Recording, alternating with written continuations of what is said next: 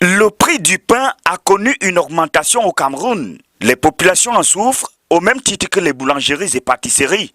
Le premier problème, c'est que la farine importée est devenue trop chère. Je crois que le sac revient à 25 000 francs.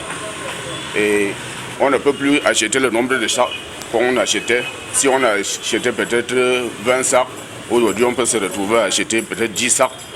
Et non seulement ça, puisqu'on a augmenté le prix, le ministère nous demande d'augmenter le prix. On ne doit pas diminuer le poids, on doit plutôt augmenter le prix. Ce qui fait que le pain de 50 francs revient à 75 francs. Les gens préfèrent ne même plus acheter le pain, ils disent qu'ils vont plutôt acheter les beignets de manioc, de maïs et manger même le bâton de manioc. Le marché même, la recette diminue en fait. La recette a diminué et ça part jusqu'au niveau même des employés qui ne sont pas payés à temps. On est même obligé de réduire le personnel.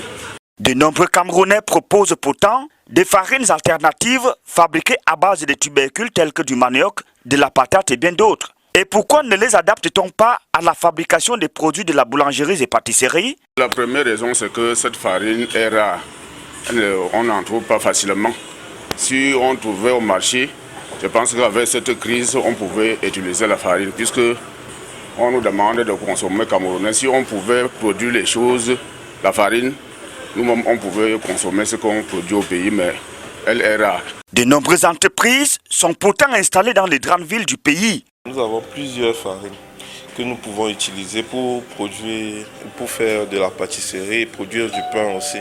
Nous avons par exemple la farine de patate, la farine de manioc, la farine de plantain, même la farine d'igname, qui peuvent être très bonnes. Mais dans les marchés et grandes surfaces, ces farines ne sont pas visibles. Les commerçants aimeraient pourtant les avoir. Je n'ai jamais vu un fournisseur ou qui que ce soit venir nous proposer. Oui. Mais si c'est qu'il se présente, on va le vendre. Oui, on va vendre. La farine de manioc, c'est une farine que les gens ne connaissent pas beaucoup. Et bon, les gens n'en demandent pas beaucoup.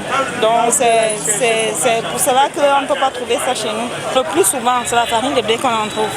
Oui. Donc, parce que c'est ça que les gens utilisent le plus. Oui. C'est juste ça qu'on a pour le moment.